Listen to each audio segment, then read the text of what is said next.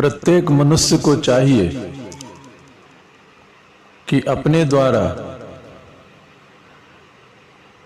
इस संसार समुद्र से खुद का उद्धार करे और अपने आत्मा को अधोगति में न पहुंचाए, क्योंकि यह जीवात्मा ही अपना मित्र है और यह जीवात्मा ही अपना शत्रु है। मनुष्य को चाहिए कि योग के माध्यम से जीवन के सत्य का दर्शन करे और जीवन के आनंद की उपलब्धि करे। जब व्यक्ति योग की दिशा में गति करता है तब वह अपना खुद का मित्र बन जाता है, और जब व्यक्ति योग के विपरीत दिशा में गति करता है तो अपना ही शत्रु खुद सिद्ध होता है। इसलिए समझदारी इसी में है, बुद्धिमत्ता इसी में है कि व्यक्ति अपनी आत्मा का अधोगमन न करे, ऊर्ध्वगमन करे। देखा जाए तो व्यक्ति की आत्मा स्वतंत्र है, वह नीचे भी यात्रा कर सकती है और ऊपर भी यात्रा कर सकती है।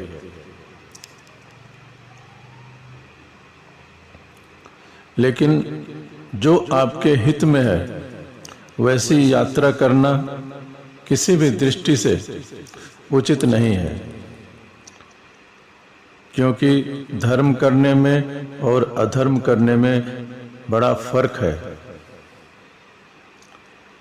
और चूंकि मनुष्य की आत्मा स्वतंत्र है तो यह दोनों दिशाओं की स्वतंत्रता को उपलब्ध हो जाती है, बुरा करने की भी भला करने की भी।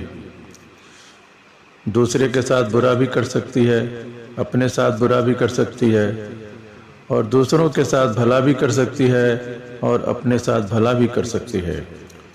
मनुष्य चाहे तो अंतिम नरक के दुख तक की यात्रा कर सकता है, और वही मनुष्य यदि चाहे तो मोक्ष के अंतिम सोपान तक की भी यात्रा कर सकता है।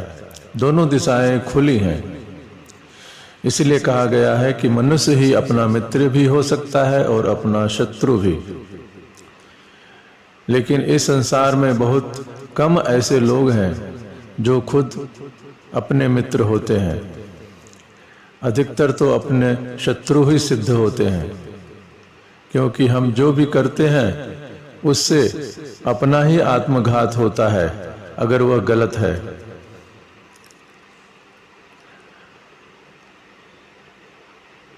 हम ऐसा कुछ भी करते हो जिससे यदि दुख फलित होता है तो हम अपने मित्र नहीं कहे जा सकते। स्वयं के लिए दुख के बीज बोने वाला व्यक्ति अपना ही शत्रु है। और पिछले जन्म में जो हमने दुख के बीज बोए हैं उसकी फसल भी इस जन्म में हम काटते हैं। और अगर हम इस जन्म में दुख के बीज बोते हैं और उसकी पूरी फसल न काट सकें वर्तमान जीवन में, तो आने वाले पुनर्जन्म में इस जन्म के भी दुख के बीज हमें काटने पड़ेंगे।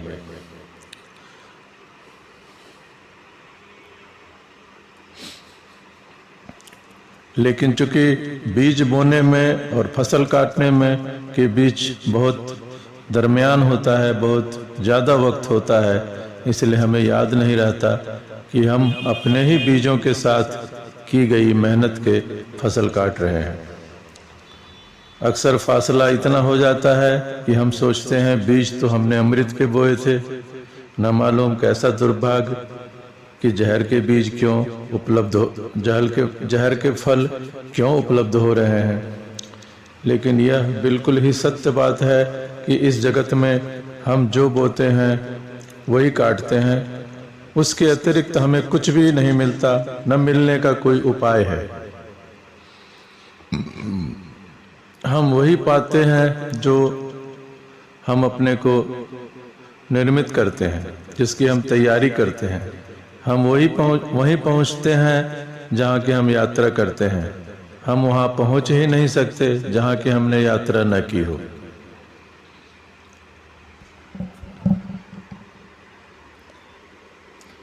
ध्यान रखें, फल ही कसौटी है, परीक्षा है बीज की। फल ही बताता है कि बीज आपने कैसे बोए थे। हम सभी आनंद लाना चाहते हैं अपने जीवन में, लेकिन क्या आता है आनंद? हम सभी जीवन में शांति चाहते हैं, लेकिन क्या शांति मिलती है हमें? हम सभी सुख चाहते हैं, पर क्या महासुख बरसता है हम पर? हमारे चाहने न चाहने से कुछ भी नहीं होता। हमने जो बोया है वही हमें काटना है। और हम सभी अपने जीवन को देखें तो इस बात को समझ सकते हैं।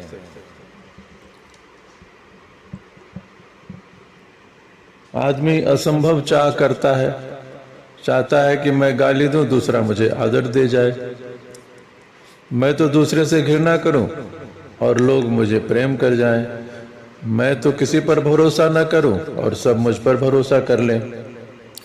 मैं तो सबको धोखा दे दूं और मुझे कोई धोखा न दे। मैं तो सबको दुख पहुंचाऊं लेकिन मुझे कोई न दुख पहुंचाए।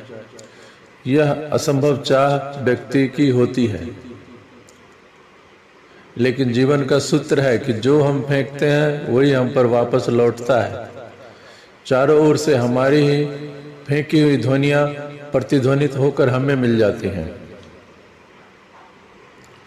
देर लग जाती है, ध्वनि को बाहर की दिशाओं से टकराकर वापस लौटने में वक्त जरूर लग जाता है, और जब तक लौटती है तब तक हमें ख्याल भी नहीं रह जाता कि ये गाली हमने ही फेंकी थी और वही वापस लौट रही है। एक बार की बात है, एक सन्यासी किसी गांव के रास्ते से निकल रहा होता है और वहां पर एक आदमी हल चला रहा होता है और बार बार अपने बैलों को बेहूदी गालियां दे रहा होता है। उसने बड़े आंतरिक संबंध बना लिए हैं गालियों से। तो वह सन्यासी उसे रोकता है और कहता है कि पागल, तू यह क्या कर रहा है? तो वह आदमी कहता है कि बैल थोड़े ही कोई गाली मुझे लौटाएगा। तो वह सन्यासी कहता है कि नहीं, ऐसा नहीं है। लेकिन वह आदमी फिर कहता है कि बैल तो मेरा क्या बिगाड़ लेगा। बात तो बिल्कुल सही है, बैल उसका कुछ नहीं बिगाड़ सकता, और जो गाली वापस नहीं लौटा सकता उसे गाली देने में हर्ज क्या है? देखने में तो ऐसा ही मालूम होता है। और अपने से कमजोर को देखकर हम सब गाली देते हैं और बेवक्त भी गाली देते हैं, जबकि कोई ज़रूरत भी ना हो तब भी हम गाली दे देते हैं। और कोई कमजोर दिखा कि हमारा दिल मचल आता है कि थोड़ा इसको भी गाली दे दो, इसको भी सता लो। तो उस सन्यासी ने कहा कि देखो, बैलों को तो तू गाली दे रहा है, वे तो नहीं लौटा सकते, और अगर वे लौटा देते तब तो कम खतरा था, क्योंकि निपटारा अभी हो जाता।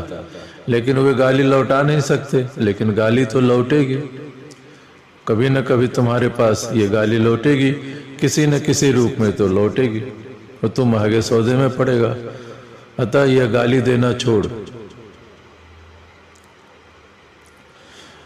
जब उस किसान ने उस सन्यासी को देखा तो उसकी आंखों में एक पवित्रता मालूम हुई, एक आनंद मालूम हुआ, एक शांति मालूम हुई। तो उसने उस सन्यासी के पैर छुए और कसम खाया कि अब मैं कसम लेता हूं कि इन बैलों को गाली नहीं दूंगा।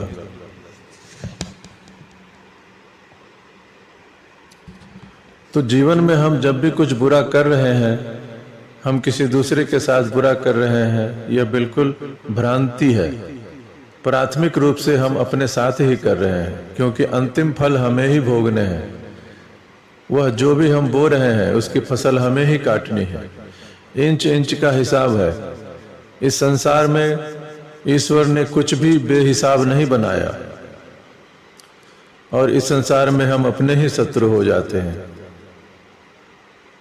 और जब हम ऐसा कुछ करते हैं तो हम वास्तव में अपने को ही दुख में डालते हैं। और अपने को ही दुख में उतरने की अपने लिए ही सीढ़ियां बना लेते हैं। और यही आदमी अधार्मिक कहलाता है, जो अपना शत्रु खुद है। अधार्मिक कौन है? जो अपना शत्रु खुद है।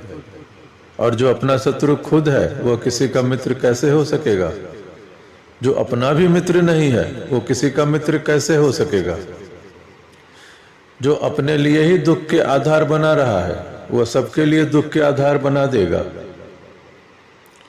पहला पाप अपने साथ शत्रुता है, फिर उसका फैलाव होता है, फिर निकटतम लोगों के साथ शत्रुता बनती है, फिर दूरतम लोगों के साथ शत्रुता होती है, फिर इसी तरह जहर फैलता जाता है और हमें पता भी नहीं चलता। हम तो समझते हैं कि हमने एक गाली दे दी, बात खत्म हो गई।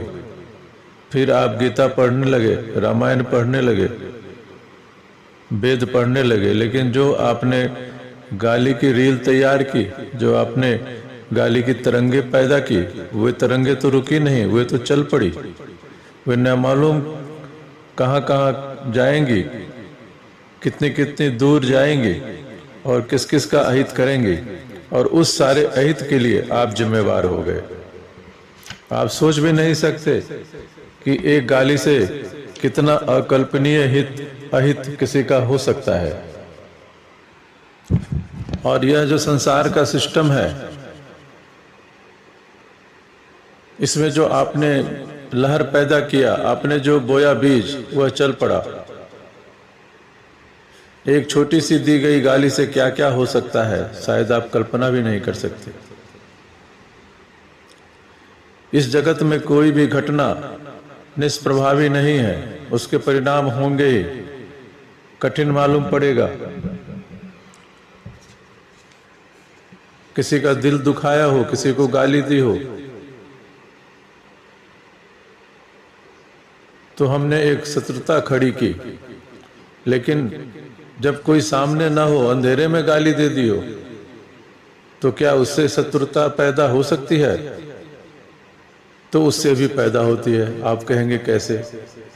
आप बहुत ही सूक्ष्म तरंगे पैदा करते हैं अपनी ओर, वे तरंगे फैलती हैं और उस तरंगों के प्रभाव में जो भी लोग आएंगे उन पर गलत प्रभाव पड़ेगा। सूक्ष्मतम तरंगों पर विज्ञान की दुनिया में बहुत सारा काम हुआ है।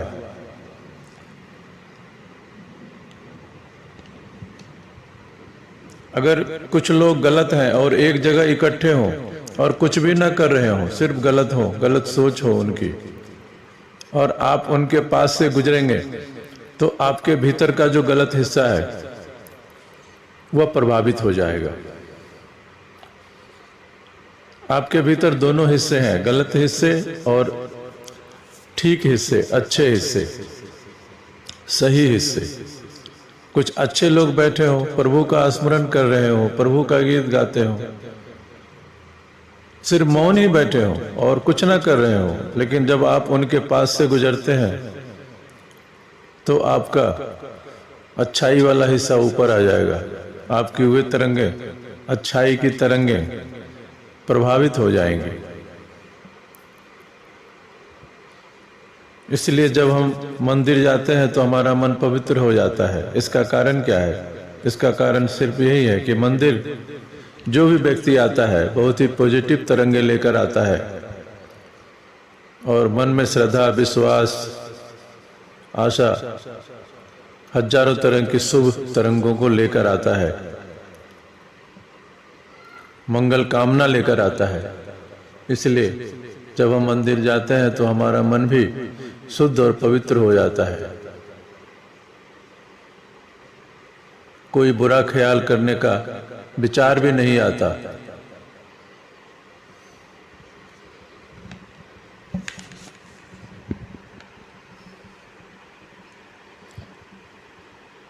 आप सभी ने यह ख्याल किया होगा कि जब हम किसी को हृदय पूर्वक नमस्कार करके सिर झुकाते हैं तो अपने में काफी फर्क पाते हैं। कोई भी व्यक्ति जब आपके पास से गुजरता है तो वह एक पारस का काम करता है। उसने आपके भीतर कुछ सोना बना दिया। अगर वह गलत व्यक्ति है तो आपके भीतर कुछ कोयला बना देगा, जो कि अनजाने में होगा, आपको इसका पता नहीं चलेगा।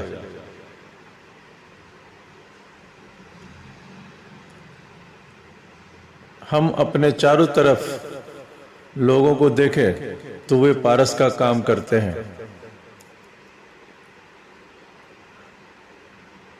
आपका मित्र वही है जो अपने चारों ओर मंगल का फैलाव करता है और अपने चारों ओर शुभ की कामना करता है, जो अपने चारों ओर नमन से भरा हुआ है। क्योंकि जो व्यक्ति दूसरों के लिए मंगल से भरा हो, वो अपने लिए अमंगल कैसे भर सकता है। जो दूसरों के लिए सुख की कामना से भरा हो, वह अपने लिए दुख की कामना तो कर ही नहीं सकता, वह अपना भी मित्र हो जाता है। और अपना मित्र हो जाना बहुत बड़ी घटना है। जो अपना मित्र हो गया वह धार्मिक हो गया। अब वह ऐसा कोई भी काम नहीं कर सकता जिसे स्वयं को दुख मिले। तो हर व्यक्ति को अपना हिसाब जरूर रखना चाहिए कि मैं दिन में ऐसे कौन कौन से काम करता हूं जिससे दूसरे दुख पाते हैं, क्योंकि अगर दूसरे दुख पा रहे हैं तो मैं भी दुख पाऊंगा। या ऐसे कौन कौन से काम कर रहा हूं जिससे मैं भी दुख पाता हूं। आप दिन में 1000 काम कर रहे हैं जिसमें आप दुख भी पाते हैं और दूसरों को भी दुख देते हैं, लेकिन हम इस तर्क को ठीक से समझ नहीं पाते हैं।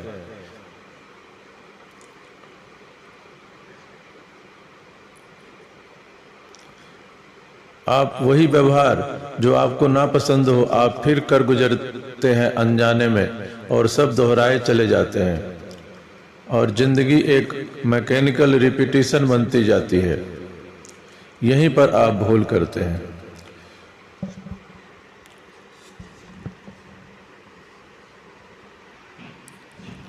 तो अंततः मनुष्य को चाहिए कि अपने आत्मा को अधोगति में न पहुंचाकर ऊर्ध्व गति में पहुंचाए और जीवन में परम शांति हासिल करे।